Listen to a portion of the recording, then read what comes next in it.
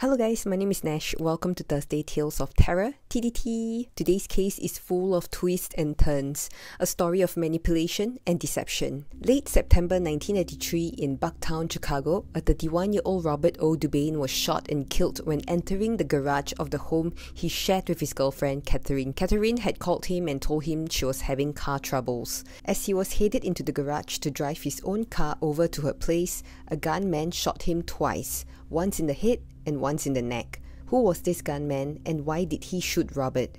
Let's dive in. Robert was born in February 1962 in Cook County, Illinois.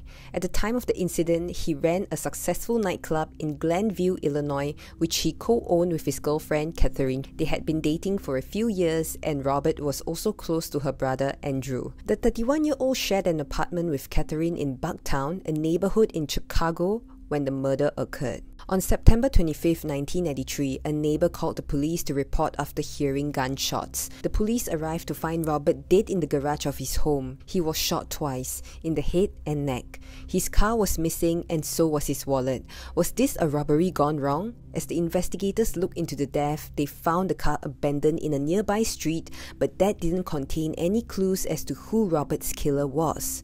But within days, the authorities had their prime suspects. It was Catherine and her brother Andrew.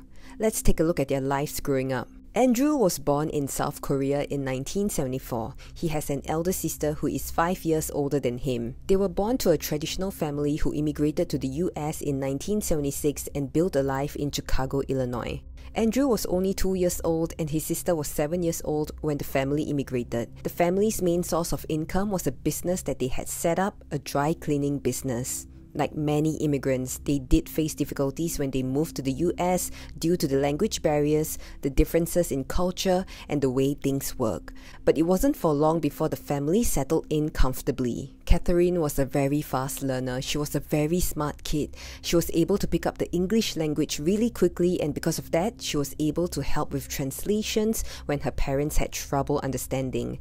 And this really helped a lot in getting the family to adapt quickly. Their parents were a very hard-working couple. After years of working hard, their business was becoming better and better. They even opened several chain stores in Chicago, which was very remarkable. Financially, they were more than comfortable and they were able to provide for their children. Growing up, it was very difficult for Catherine. I wouldn't say all, but for most Asian families, they tend to favor the boys more, or the males would have the last say in the family, so they had to listen to their father and obey him. But because Catherine and Andrew grew up in an entirely different environment from their parents, it was especially difficult for Catherine to understand certain things. She studied in an American school and so she made plenty of American friends. It was said that Catherine didn't like to be restricted and she was more open-minded. She was willing to try new things and she preferred it if everyone in the family could have an open communication instead of being one-sided. Andrew didn't really have much of a problem growing up because he was favored more by their parents.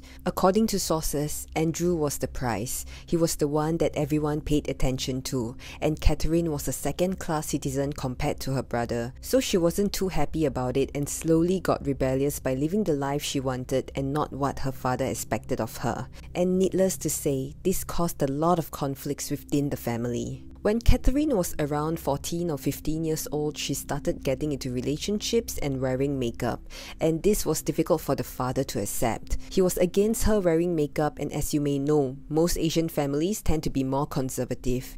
They believe that you should complete your education first or you should reach a certain age before you can start dating. But this was not all. What made the father really furious was that Catherine wasn't dating a Korean. He didn't like the idea very much as he believed it was an insult to the family. He would threaten, scold, and beat her, but Catherine stood her ground. She told her father that he had no right to interfere in her life. So from this incident onwards, their relationship was very strained and they would often get into arguments. Once the argument got so bad because Catherine didn't return home for the night as she had spent the night out with her boyfriend. Her father was so angry at her. The moment she returned home, he started yelling at her. At one point, Catherine allegedly repeatedly fought back and scratched him, drawing blood. She said that he allegedly doused himself and his daughter in gasoline and threatened to kill them for family honor until her mother intervened. Thankfully, no one was burnt alive, but from here onwards, Catherine refused to speak to her father. In 1985, her father developed stomach cancer. He was starting treatments, but the cancer was too aggressive and he passed away soon after. During this period, Catherine had never visited her father. Catherine's mother, Elizabeth, and Andrew, who was 11 at the time, looked after him. After the passing of her father, Elizabeth continued to work hard on the family business. Being a single mother to 2 children was really not easy. Whenever she was feeling stressed or down, she would often talk to Andrew. She relied on him a lot in terms of emotional support. Catherine, on the other hand, didn't really care much about the family. She didn't interact with them often, and she would usually spend the night out and not return home. For 2 years, nothing changed until 1987, a tragic incident happened. One morning, Elizabeth was found savagely murdered in what looked like a botched robbery at her business. She had been stabbed over 35 times in the upper body and her throat had been slit. She was found lying under a pile of clothing. This was obviously a very vicious and brutal attack. The police immediately launched an investigation and they looked through everything. They found that the cash register in the store had been hacked, so the police were certain that the motive of the crime was robbery. Unfortunately, the case was never solved. Andrew at this point was only 13 years old and he already lost both of his parents. His only family member left was Catherine. At this time, Catherine was already 18 years old and she was considered an adult. Much of the disagreements in the family was between Catherine and her father, but generally, she and her younger brother Andrew had a pretty good and close relationship. So Andrew was placed under the guardianship of his 18-year-old sister. Catherine began to return home regularly, but she was not alone. She brought home her American boyfriend whom she dated for a few months, Robert O'Dubain. Robert's parents were no longer around and Robert would often stay over at Catherine's place. She talked to Andrew about it and told him that Robert is a very nice guy who will take care of him. In the beginning, Andrew was confused and he didn't really feel comfortable living with a stranger. Over time, he got used to having Robert around and even became close to him. Robert taught Andrew many life skills and soon they were as close as brothers. Catherine, on the other hand, was busy working on some paperwork. Her parents had left Andrew a hefty sum of life insurance policy and inheritance. And because Catherine is now Andrew's legal guardian, she was able to take charge of it. She didn't continue the family business. In fact, she sold all the shops away and in total she got about $800,000. She used this money to start her own business with Robert. They bought a bar and registered an entertainment company. Business was actually not bad. The bar was expanding and soon Catherine was able to buy herself a luxury car. She was really living a lavish life. Andrew was a very supportive brother. He would listen to whatever Catherine says and he did well in school too. There wasn't really much for Catherine to worry about. Andrew graduated with honours and was able to receive a full scholarship. He entered Providence College in Rhode Island and from here on, he started living separately from his sister. Andrew was thriving in his college life. Not only was he good looking and smart, he was very athletic too. He joined the football team and he was very popular in school as well. He was elected as the president of the student council and even received a scholarship for 2 years straight. His parents would have been so proud of him. His future was very promising. Andrew and Catherine occasionally do still contact each other, but it was always Andrew who initiated it. In 1993, however, Catherine suddenly sent a letter to Andrew. Andrew was of course happy to be able to receive something from Catherine, but the contents of the letter was rather concerning. After reading the letter, Andrew immediately returned back to their house in Chicago. On the 25th of September 1993, in the garage of an apartment in Chicago, a 31-year-old man was shot to death. This man was none other than Catherine's boyfriend, Robert, and the person who shot him was then 19-year-old Andrew. 6 weeks after the incident, Andrew was arrested by the authorities. He told the police that he had reasons to kill Robert. He was doing it for his family, his mother. What drove him to do this was the letter that Catherine had written to him. In the letter, Catherine wrote that Robert was giving her problems. He became addicted to gambling and eventually used up all the money left behind by their parents. He wasn't faithful to her, he cheated on her, and he would be violent towards her. He abused her and tortured her. And worst of all, Catherine wrote that the death of their mother that happened 6 years ago when she was brutally killed in the laundry shop was caused by Robert. Andrew, who was utterly shocked by what he read, immediately went back to Catherine to confirm it.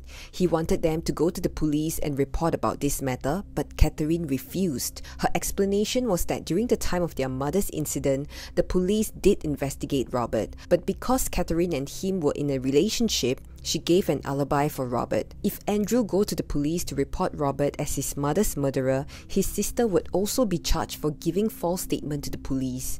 And what's worse, she might also be taken for an accomplice. So she kept telling Andrew to not go to the police. But Catherine had a plan. She told him that even if they can't get justice for their late mother by sending him to jail, they could still punish him. They could still take revenge for her by killing him. When Catherine suggested this, Andrew was really torn. He needed time to consider. Andrew was very close to his mother and he didn't really want Robert to go away scot-free either.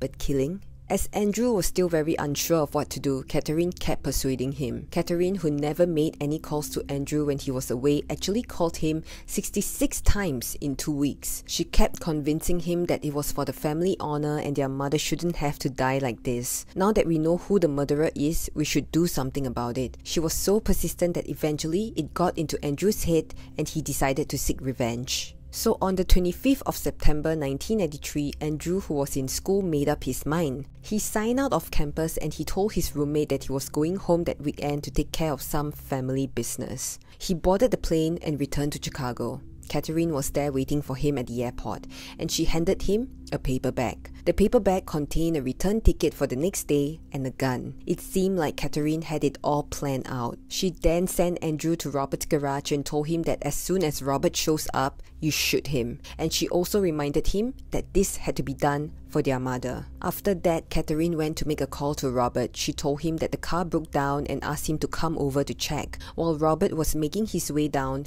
Andrew was hiding in the garage. He was very nervous and was still torn on whether he should be doing this. He had contemplated running, but his sister's words were weighing on his mind. Poor Andrew, he shouldn't have to be put in this horrible position. And then suddenly he heard noises and he saw Robert entering the garage. He raised his gun pointing towards him and pulled the trigger twice. Robert was shot in the neck and face and he fell to the ground. Both Andrew and Catherine left the crime scene immediately. After Andrew was arrested, he was very honest throughout the whole interrogation. He explained his motive to the police and he told them that he did what he did because Robert killed his mother and abused his sister. He had no choice but to do it. So Catherine was also arrested on the suspicion of being an accomplice. But Catherine, she still had lots of money, so she could afford her own bail. After she was released, without her brother, she immediately moved to a wealthy neighborhood and rented a high-end apartment. She even changed her name and profession to start anew. She told people that her name was Cassia and that her profession was a real estate consultant. She even started a romantic relationship with her neighbor. One thing to note was that she was still on parole and she still has to go for court trials. In August 1994, Catherine was summoned by the court. She sold her car and changed her name again to Tiffany this time round. And with this new name and identity, she bought a plane ticket and flew to Hawaii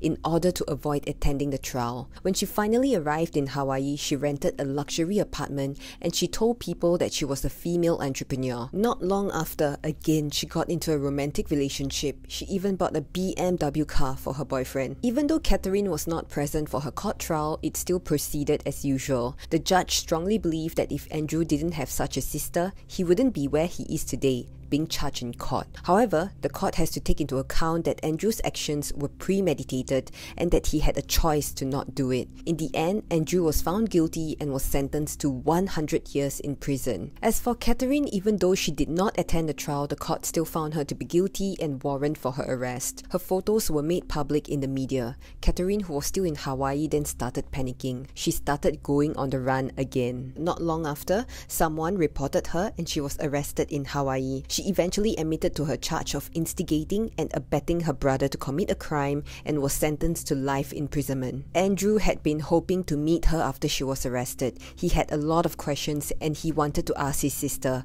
but each time he requested to meet, Catherine would decline. She would say, I don't have a brother at all. Andrew must have been so heartbroken and confused. He was a college student with a bright future. Even when serving his time in prison, his performance and behavior was outstanding, and so he was even awarded the title Model Prisoner. What he went through was noticed by some media, and they went to interview him about it. Andrew is aware that he was the person responsible for the crime, but he wanted to explain to people that his sister was his everything. She's all he had. She was his lifeline, and so he really trusted and believed her. And many times throughout the years, he really wanted to meet his sister, and not once did she agree to it. This year though would be Andrew's 29th year in prison.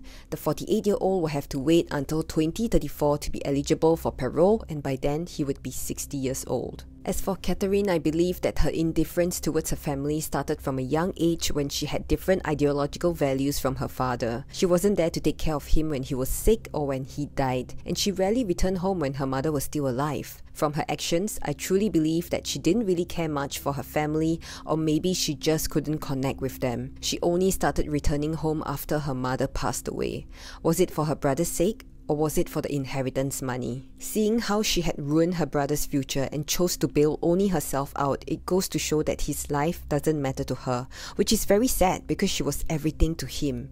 Now my question is, could she have been responsible for her mother's death? The police did believe that Catherine could have instigated Robert to commit crime in order to get her hands on the family's inheritance, and perhaps this was why she was so adamant in not wanting the case to be re-investigated. But because the police were unable to find any evidence to back this up, the case still remains unsolved till today. I also do believe that Robert and Catherine could potentially have a very bad argument. Perhaps in the argument, Robert could have threatened to tell the police the truth. If so, it could have influenced Catherine to silence him. And in order to do that, she used her brother. And that's all I have for today's case. As usual, let me know what you think. Do you think Catherine was involved in her mother's murder? If you like my content, please remember to give me a like and do consider subscribing to my channel, as it will really help a lot. Stay safe and see you guys on Thursday.